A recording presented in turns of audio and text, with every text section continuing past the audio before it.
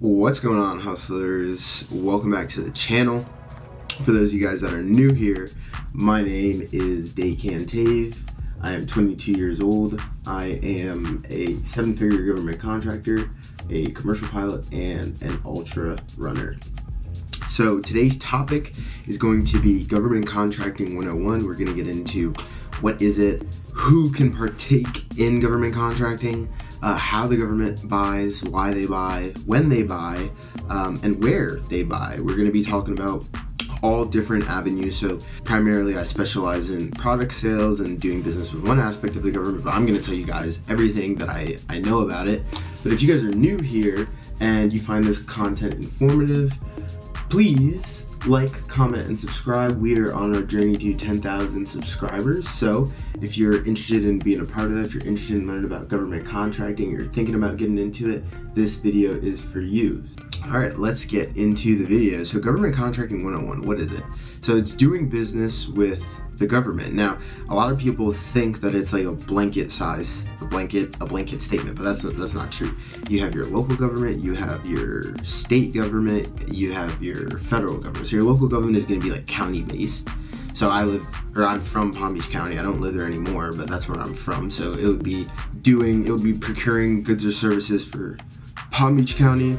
And then you could even do it with the state of Florida, or you can do it at the level that I do it, which is doing business with the federal government directly. So there's two different avenues that you can go down in terms of government contracting when you decide, hey, this is the business model that I want to pursue. There's services, and then there's products. So the difference between the two is pretty straightforward. It's exactly what it sounds like. One is you're doing something for the government. It could be something as I don't want to say mundane, but it could be something like cutting grass or tree trimming. And then the other one is product sales. So the government needs stuff. And one of the biggest misconceptions that people have when it comes to government contracting in general is that the government is just this entity that stuff just kind of like appears out of, right? It's like, well, the government, they outfit all of the soldiers and all of our service members. So obviously the government just makes that stuff. Not true. They pay companies to make that stuff for them. They pay companies to train people on how to use certain equipment and things like that, right? So the government is not just this entity that just spits stuff out and then it appears. The government is a business, and they purchase goods and services from companies just like you and I. So you have procurement of goods and services, and you're going to hear that word a lot. Procurement literally just means to get something for the government, or to get services for the government. Now, who can do it? Who can partake in government contracting? I love this question because a lot of people think that you have to be a bigwig established company, and that's simply not true. Most of the companies that I've worked with, that I've coached, a lot of them, I would say 60% plus, have been home businesses, people that operate out of apartments or homes or mobile homes. They're startups, and that's totally okay. Everybody starts somewhere. So you don't need to be a big company to partake in it. You don't need to be a manufacturer if you want to go the product sales route, and you don't even need to be like a janitorial company or a tree cutting company, or like an educational company or something like that to provide services to the government. You can be a brand new small business that's just starting out, and you can partake in it. And a really cool thing is they don't even need to be a US based company. Now, there are some rules in terms of product sales, things that you have to be in compliance with the Buy American Act, and I talk about how to get around that stuff. Go check out the playlist section of my channel under the govcon tutorials, and I talk about how to get around that stuff. But you don't even have to be a US company to do business with the federal government. You can be based we do a lot of business with companies in Turkey. We do a lot of business with companies based in the EU. We do a lot of business with companies based in Canada and Mexico as well. So you just have to register your company with the government. Now, if you want to work at the state or local level, well then yeah, you do have to be a US based company, because you've got to be within the vicinity of the municipality that you're serving, or you have to be in the area of your customer at the state and local level. Now, granted, you could be based in multiple states and have an LLC in multiple different states. I know a lot of people that do that and they work in different states, which is sick. So you can also go that route if you're, for example, if you live in Florida, but you want to serve the Georgia government or the Alabama government, you can do that. All you have to do is just register your LLC with that state. Now, you can be based in, as I said, Turkey. I'm just going to use that example because we do a lot of business with that company. And you just have to register your company with the federal government if you want to be based outside of the US. And then you get something called a CAGE code, which is a commercial and government entity identifier code. And that is literally a social security number for your business, or basically a way for the government to track your business, track the transactions that they do, track the bids that you submit. So again, I want to reiterate, you don't have to be in the US to do it if you want to work with the federal government, and you don't have to be a big established company. There's plenty of people who they file their LLCs, open up their business bank accounts, they apply for a business credit card on a secured line of credit with no previous experience or business history. So it can be done. So let's talk about how the government buys or how they procure goods and services. So the primary way that they're going to do it is via user interfaces that I like to call bid boards.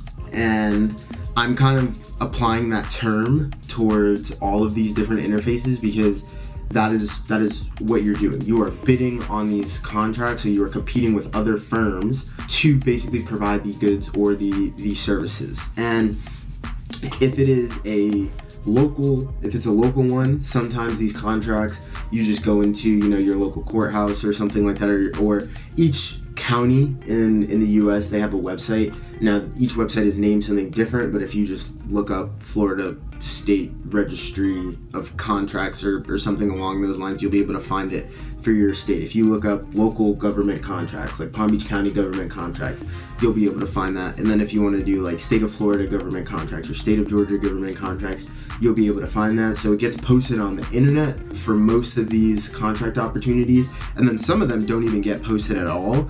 And it's just based on who you know. So you can literally just walk into your state capitol building. Ours is in Tallahassee. You can walk in there and then just ask somebody like, hey, how do I get involved with this? I have this service and I see that you guys have some issues with, the sanitation, and I have a sanitation business. So how do I be of service to the state of Florida? A firm handshake and looking somebody in the eye, that's always going to be the best way to do it. And the way to get started is pretty straightforward. It's pretty simple. It's, a lot of people don't take that action to do it.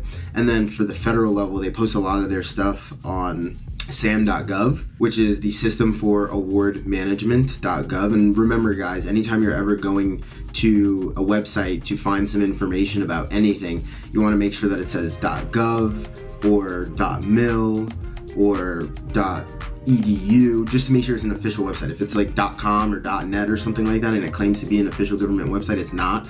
Don't put in your credit card information. Don't do anything like that on those websites. But SAM.gov is where the government posts a lot of their procurement. And then there's also, for the federal government, then there's also NECO, which is the Navy Electronic Commerce Online. And that's for the Navy. So if you want to provide stuff to the Navy, then there's PROS. And PROS is for the Air Force. And that's actually a big contract. PROS is basically a bid board that the Air Force uses to buy items, and the Air Force awarded this contract to this one big company, S&K Aerospace. S&K Aerospace is the prime subcontractor. So in government contracting, there are prime and subcontractors. So a prime subcontractor is the person that or entity that the government awards the contract to and says, here, you are the person that we expect to deliver these goods or services. And then that prime contractor can then subcontract that out to other companies. So let's say, for instance, Nike is a prime contractor, and then they say, okay, Dick's Sporting Goods is going to be our subcontractor, and Dick's Sporting Goods is going to, provide the goods or services. Just an example, but it helps you guys, kind of conceptualize it.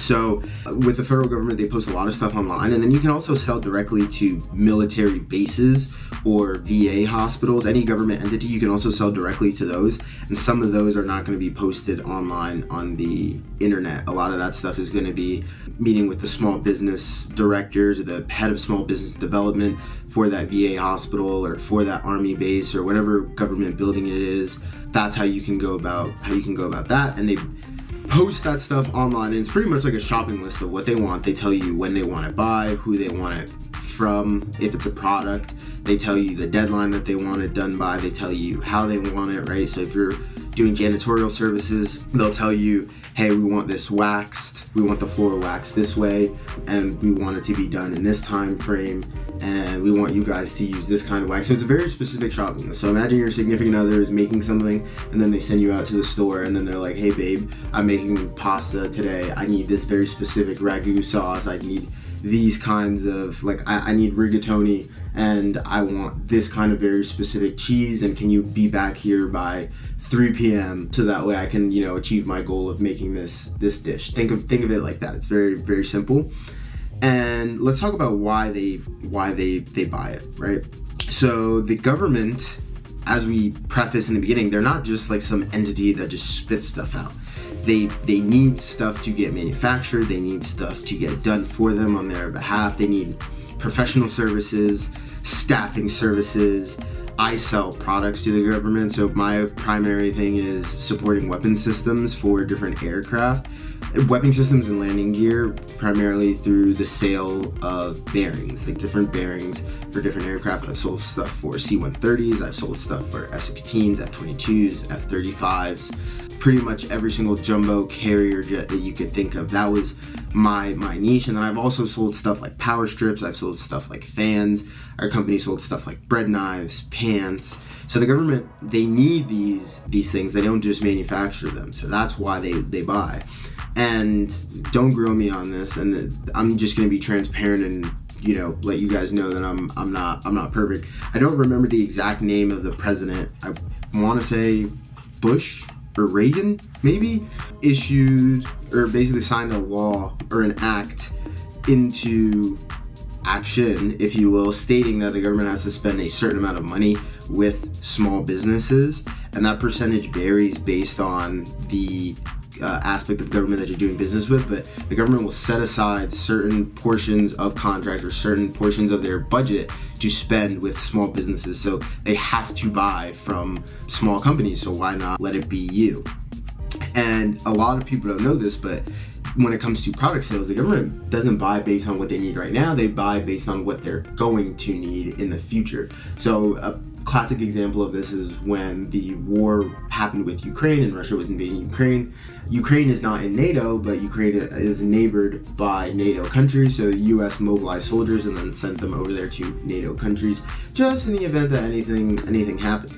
But think about it like this: if the US government had gotten wind of Ukraine being invaded and then they were like, hey, listen guys, we're going to send all of our troops over here, but we don't have, the stuff that we need to outfit our troops, we don't have the ammunition, we don't have the stuff that we need to logistically carry out our missions, whether that be Humvees or whatever the case may be, they would have been sitting ducks and we would have been caught with our pants down. So the government buys stuff in advance for what they're going to need, or they buy services in advance for what they predict, whatever events or whatever they think is going to need to get done. So that is why they purchase from us now. So you might buy something, or you might sell something to the government in October of 2024, and the government actually plans on using it in January of 2025, kind of thing.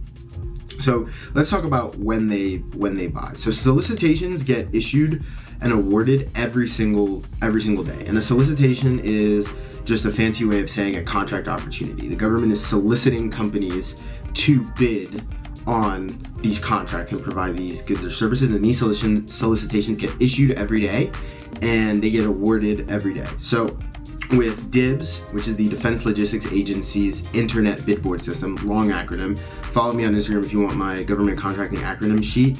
Link is in my bio. It's completely free. You don't have to do anything. Just put in your email and then it gets sent to you. So the industry is pretty much recession proof. The reason that we got into it was because I graduated in 2020, started another business working at Wawa, and then at the time, my dad, he was selling aviation parts, like different airplane parts to different airlines around the world, like commercial airlines, and then COVID happened. So then there were no airlines, like nobody was flying anymore. So then he was like, well, who is still buying stuff at this moment in time when the world is pretty much at a standstill? And he figured out it was actually the US government. So then the US government kind of came along into our lives. We got exposed to it, and then we actually started building the business in the midst of COVID. So it is recession proof, and then in times of conflict, it's not going to suffer. Hell, it might even get better, which isn't good, but war is profitable. Yeah, as I say with my military hat on and then my American flag in the background, I'm like, it's not good, but profiting from the military industrial complex. Anyways, and then yeah, financially it's a really safe industry to be in, just because the US government spends more on their defense budget than the next 10 countries do combined. But even if you don't deal with the Department of Defense in any way, shape, or form, the US government spends a lot of money. It's literally the largest consumer in the history of the human race. They spend the most money, they print the most money. If the US government stops paying their bills, like if you were to bid a contract and then win it and then they can't pay you, we have significantly larger problems. So that's my brief breakdown on government contracting 101. We talked about what it is, who can do it, how the government buys, why they buy, when they buy, where they buy. They buy all the time from loads of different companies. And a little fun fact, at least in my industry, the product sales with the Defense Logistics Agency, 51% of the contracts either nobody bids on or only one person is bidding on them. So I really like it because it's an extremely underserved market. Not a lot of people know about it. I've made over 150 YouTube videos about it, and I only have 2,500 subscribers, which I'm not mad about at all because it's super niche, but it just goes to show you, like, you drop 150 videos, 3 videos a week. Now I'm at 2 videos a week because the quality is going up. You would think that, you know, if you're talking about one topic over and over, you're almost like destined to blow up, but that's not really the case just because it's super, super niche. So my goal with these videos is just to kind of expose people to the idea of it a lot more. Let people know that whatever industry that they're in, the government probably is purchasing your goods or services. So it could be, you know, an avenue you want to explore to supplement your revenue. But that is all I have for you guys today. If you enjoyed this video, if you enjoyed the content, if you found it informational in any way, shape, or form, click the link down below to get my free acronym sheet. Hit me up on Instagram. Or if you have any questions or you feel like you want some guidance on this stuff, then click the other link down below and book a call with our team and see if you're a good fit to get into government contracting product sales. But with all that being said, not only am I looking forward to your success, I'm absolutely sure of it. Let's go print those dollars.